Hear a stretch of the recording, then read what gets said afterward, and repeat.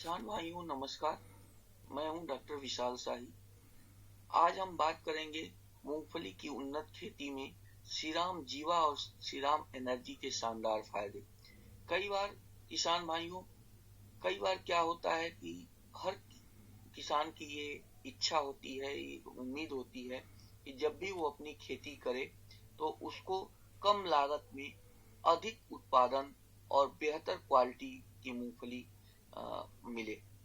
लेकिन कई बार क्या होता है कि हम पैसे भी लगाते हैं और हमको उस हिसाब से हमारी मूंगफली की पैदावार नहीं आ पाती है, हमारे पौधों की अच्छी वृद्धि विकास नहीं हो पाती है, जिससे हमको नुकसान का सामना करना पड़ता है।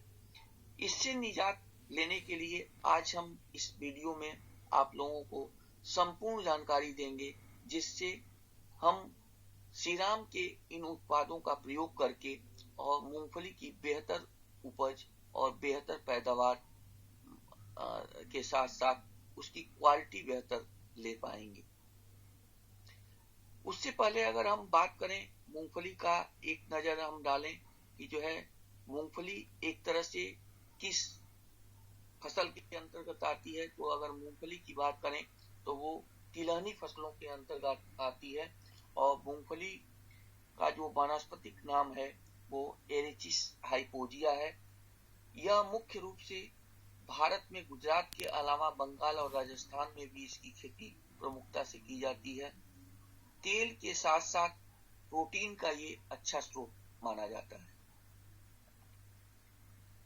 अगर हम बात करें मूंगफली के उत्पादन के विभिन्न विकास की अवस्थाओं का, ये अवस्थाएं बहुत ही महत्वपूर्ण है, क्योंकि अगर हम प्रारंभिक अवस्था में अगर मूंगफली का बेहतर प्रबंधन नहीं करते हैं तो जो है हमको लास्ट तक हमारा उत्पादन निश्चित रूप से घट जाता है और हमारी वो जो मूंगफली की क्वालिटी है वो बेहतर नहीं हो पाती, जिससे हमको नुकसान का सामना करना पड़ता है। जैसा कि अगर हम बात करें प्रारंभिक अवस्था की, तो ये प्रारंभिक अवस्था में ये जो आप पौधे की अंकुरण जो है सबसे महत्वपूर्ण अवस्था है। अंकुरण के साथ साथ जो दूसरा है अवस्था है वो पौधे के जड़ व शाखाओं की वृद्धि विकास, जहाँ पे आप यहाँ पे देख रहे हैं कि पौधे की जो जड़ों का विकास हो रहा है और फिर शाखाएं उनकी बेहतर आ रही हैं। यहाँ पे जो है फूल बेहतर आ रहा है और फिर जो है अंदर जो फलियां बन रही हैं वो बेहतर आए। तो ये तीनों अवस्थाएं हमारे पौधों के लिए बहुत महत्वपूर्ण है, जिसमें अगर हम बेहतर प्रबंधन करते हैं तो जो है हम अच्छी गुणवत्ता युक्त उत्पादन ले सकते हैं और मूंगफली की खेती से अच्छा लाभ कमा सकते हैं।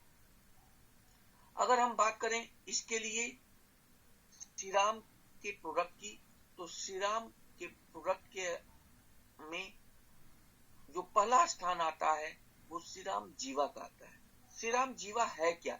अगर श्रीराम जीवा की बात करें तो श्रीराम जीवा एक तरह से जैविक खाद है, बायो प्रोडक्ट है, जो माइक्रोराइजा के नाम से जाना जाता है। माइक्रोराइजा मार्केट में बहुत सारे माइक्रोराइजा आते हैं, लेकिन जो अगर श्रीराम कंपनी का जो माइक्रोराइजा आता है वो श्रीराम जीवा के नाम से आता है और ये पाउडर फार्म में और दानेदार फार्म में, दोनों फार्म में आता है।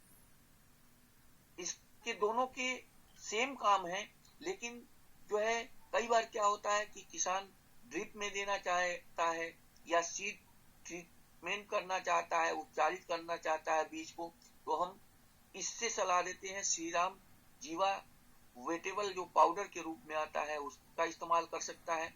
और जिन किसान भाइयों को जो है बेसल एप्लीकेशन करना होता है, जो है बुआई के समय या बुआई से 30 से 35 दिन के अंतर्गत करना होता है, तो हम लोग श्रीराम जीवा दानेदार को रिकमेंड करते हैं। अब हम बात करते हैं कि इसकी डोज कितनी होनी चाहिए, कितनी मात्रा होनी चाहिए, जिससे हम बेहतर उत्पादन ले पाए और बेहतर फसल कर पाए। तो श्रीराम जीवा की अगर बात करें तो सीड ट्रीटमेंट के लिए 8 से 10 ग्राम जो है पर्याप्त होता है 1 लीटर पानी में। डाल के और 8 से 10 ग्राम, और जो है वो अच्छे से जो है आप ट्रीटेड कर सकते हैं। दूसरा जो ये ग्रेनुल की अगर ऐसे ड्रिप की बात करें तो 100 से 200 ग्राम पर एकड़ में ये पर्याप्त होता है। जबकि अगर हम इसकी बात करें तो ग्रेनुल की बात करें तो ये 2.5 किलोग्राम प्रति एकड़ के हिसाब से इसका प्रयोग करना चाहिए। इसका प्रयोग हम कैसे करेंगे 2.5 किलोग्राम? आप लोगों के दिमाग में ये हमेशा प्रश्न बना होगा कि जो है श्रीराम जीवा का 2.5 किलोग्राम के हिसाब से कैसे करेंगे। तो श्रीराम जीवा को सबसे अच्छी चीज यह है कि गोबर की सड़ी हुई खाद या कंपोस्ट के साथ इसका प्रयोग कर सकते हैं। अगर इस तरह से करते हैं तो जो है वो सबसे बेहतर माना जाता है, क्योंकि इसका जो मुख्य काम होता है वो जड़ों का, प्रारंभिक तौर पे जड़ों का बेहतर विकास करना होता है।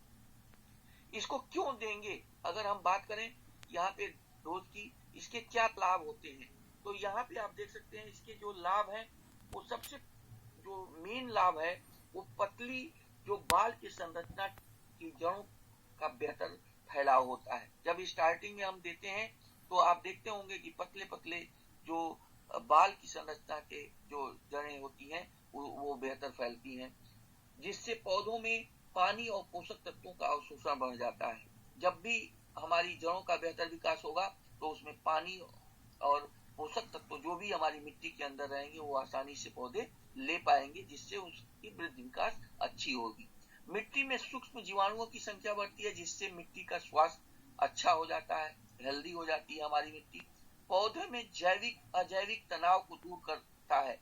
स्टार्टिंग में आप लोगों ने देखा होगा कि जब भी हम पौधे लगाते हैं, स्टार्टिंग में हमारे पौधे अगर अधिक तापक्रम हो गया या अगर कम तापक्रम हुआ तो उस समय पौधे जो है अच्छे तरीके से सरवाइव नहीं कर पाते हैं, तो इसको एक एनर्जी मिल जाती है जिससे जैविक और अजैविक तनाव से निजात मिलता है।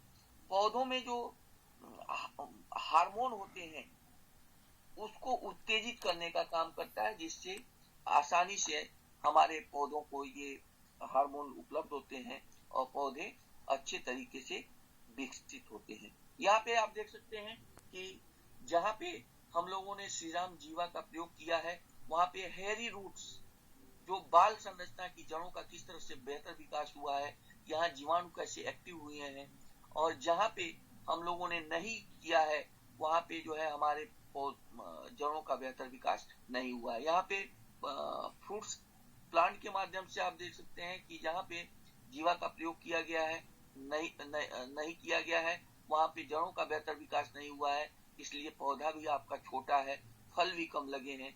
लेकिन जहाँ पे जीवा का प्रयोग किया गया है वहाँ जड़ों का बेहतर विकास हुआ, जिससे आपके फल स्वस्थ और पौधे भी स्वस्थ मिलेंगे, यहाँ आपका ज्यादा फल भी लगेगा।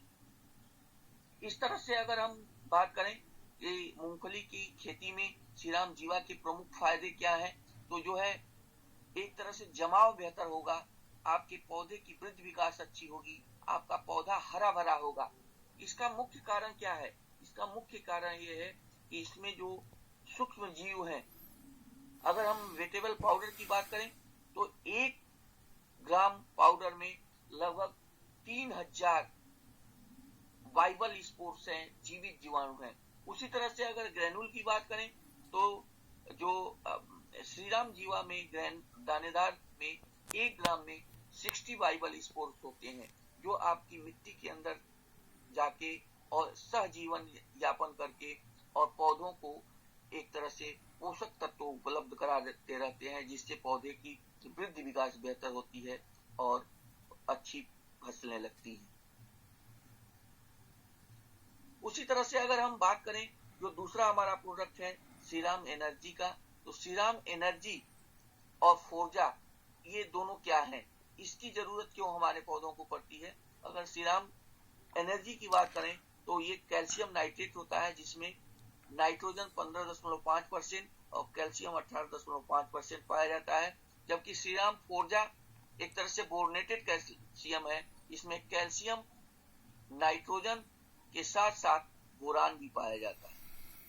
कैल्शियम 17% नाइट्रोजन 14.5% और बोरान 0.2 से 0.25% होता है। इसका जो डोज है वो 1 एकड़ में लगभग 25 किलोग्राम प्रति एकड़ के हिसाब से देना चाहिए, जिससे आपको बेहतर लाभ मिल सकता है।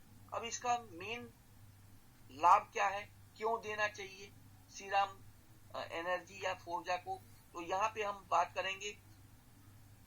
यहाँ पे आप देख सकते हैं कि जो हेरी रूट है उसकी मोटाई बेहतर बनाने में कैल्शियम का अहम रोल होता है। कैल्शियम और नाइट्रोजन ये दोनों चीजें पाई जाती हैं और फोर्जा में जो है बोरान एक्स्ट्रा मिलता है। तो जो है पहले तो रूट की मोटाई बढ़ाता है, बेहतर रूट आता है, जिससे पौधे स्टेबल होते हैं। स्ट्रेस फ्री ग्रोथ अगर जो है वो देखा जाए तो एक तरह से हमारे स्ट्रेस पौधों के अंदर नहीं आते हैं। जो सेल वॉल बनती है, कोशिका भित्ति बनती है, पौधे की जो संरचना होती है वो बेहतर बनती है। और जब हम मूंगफली लगना शुरू होता है तो उस समय वो बेहतर तरीके की मूंगफली लगती है, जिससे उत्पादन आपको अच्छा मिलता है। एक तरह से स्टोरेज लाइफ, जब हम मूंगफली, कैल्शियम का मेन रोल होता है ये भी कि जब मूंगफली हम ले जाते हैं मार्केट में तो ताजा, चमकीला और एक तरह से जो है रोग रहित होता है और उसकी स्टोरेज क्षमता होती है, भंडारण की क्षमता बेहतर होती है।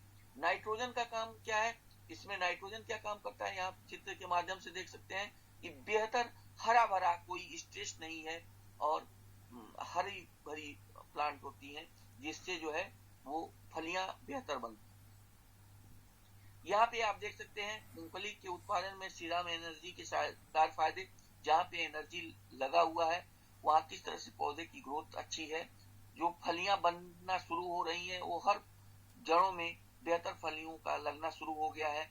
इस समय अगर हमारे पौधे में स्ट्रेस नहीं आता है नाइट्रोजन के कारण, तो जो है पत्तियां हरी भरी रहती हैं और जिससे जो है आपकी प्रॉपर फलियां लगती रहती हैं। यहाँ पे हम देख सकते हैं कि जब हम पोषण प्रबंधन में अभाव के कारण जो है, जहाँ पे हम लोगों ने सीराम, जीवा और एनर्जी का प्रयोग नहीं किया है, वहां पे आपके मूंगफली के जो पौधे हैं उनकी पत्तियां किस तरह से पीली पड़ रही हैं, जड़ों का विकास प्रॉपर रूप से नहीं हुआ है, जिससे आपकी मूंगफलियां सही तरीके से नहीं लगी हैं। अगर मूंगफली की बात करते हैं तो इस तरह की मूंगफली लगती हैं जो काफी छोटी छोटी और जो है इसमें जो है दाग जैसी मूंगफली देखने को मिलती है। लेकिन जहाँ पे हम लोगों ने प्रयोग किया है वहां पे बेहतर वृद्धि विकास के साथ पौधा है, फलियां बेहतर लग रही हैं। यहाँ पे आप देख सकते हैं कि फलियां किस तरह से गुच्छेदार फलियां लगी हैं, पूरे जड़ों का बेहतर विकास हुआ है और जो भी फली आई है वो सॉलिड आई है, बेहतर क्वालिटी की आई है। तो क्वालिटी इसमें बहुत ही महत्वपूर्ण रोल अदा करता है। इस तरह से जो है हम सीराम, जीवा और एनर्जी का उपयोग करके और मूंगफली की बेहतर उपज और बेहतर क्वालिटी वाला मूंगफली उत्पादित कर सकते हैं। अब हम बात करें कि जो मार्केट में कई तरह के जो है वो कैल्शियम आते हैं या कैल्शियम नाइट्रेट आते हैं, तो वो कैल्शियम और जो सीराम के कैल्शियम में क्या अंतर है, यहाँ पे आप देख सकते हैं कि कैल्शियम नाइट्रेट जहाँ सीराम एनर्जी के नाम से जो आता है उसका हम लोगों ने प्रयोग किया है, जो 100% वाटर सॉल्युबल है, 100% घुलनशील है। जबकि जो है कैल्शियम सल्फेट को घोला गया है जो जिप्सम बोला जाता है, तो ये सेडिमेंट के रूप में इतना आपका जो है नीचे बैठ गया है। जो कैल्शियम कार्बोनेट की बात करें तो ये पूरा जो है वो बैठ गया है। जैसे कैल्शियम अमोनियम नाइट्रेट की बात करें तो ये भी इनसॉल्युबल है, मतलब अघुलनशील है। अगर आप ठोस में समझें तो कैल्शियम जो होता है वो पौधे में इमोबाइल के रूप में जाना जाता है, लेकिन जो हमारा कैल्शियम है, जो फोर्जा या एनर्जी की बात करें, वो 100% सॉल्युबल होने के कारण, घुलनशील होने के कारण आसानी से पौधे उसको अपटेक कर लेते हैं। जल में घुल जाने के कारण जल्दी से पौधे को ये मिल जाता है। इसलिए हम अपने सभी किसान भाइयों को बताना चाहेंगे कि मार्केट के और कैल्शियम की अपेक्षा हमारा जो कैल्शियम है वो बेहतर क्वालिटी का है और 100% घुलनशील होने के कारण ये आपके पौधों को ये आसानी से मिलता रहता है, जिससे आपके फल की क्वालिटी, आपकी फलियों की क्वालिटी, आपके पौधे की क्वालिटी बेहतर होती है तो उससे आपको उत्पादन बेहतर मिलता है। यहाँ पे पूरा एक तरह से संपूर्ण मूंगफली की खेती में किस तरह के पोषक तत्वों का प्रयोग कब और कैसे करना है, एक तरह से पूरा हम लोगों का एक जो फर्टिलाइजर डोज है वो यूज करने की सलाह दी जाती है। जैसे अगर यहाँ पे देख सकते हैं कि क्रॉप प्लान के तहत सोइंग के समय जब हम बुआई करते हैं तो उस समय क्या क्या देना चाहिए, जैसे 21 से 30 दिन की जब आपकी बुआई होती है तो उस समय श्रीराम नाइसस 25 किलोग्राम, श्रीराम जीवा 2.5 किलोग्राम, डीएपी 15 किलोग्राम और श्रीराम सल्फोमैक्स, ये चीज बुआई से लेके और 30 दिन तक दे सकते हैं।